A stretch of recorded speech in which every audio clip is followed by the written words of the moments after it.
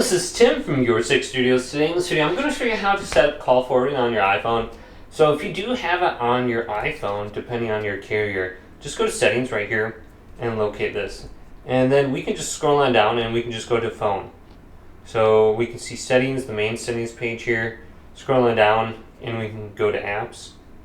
Then we should be able to find phone under here. And that is where the call forwarding option should be located. So let's go to it and select it.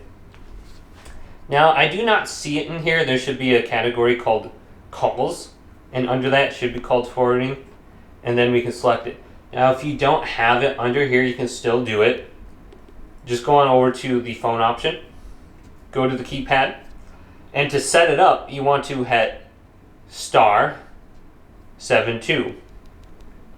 So let's go to *72, just do 1 star. Then type in your area code, whatever it may be, and then your phone number. And this will set up call forwarding. Then to get rid of call forwarding, hit *73, your phone number, and then this will disable call forwarding. So you don't need it on in the settings, so you can do it at the keypad. Hopefully this video did indeed help you out. Leave it a big thumbs up and subscribe to my channel down below.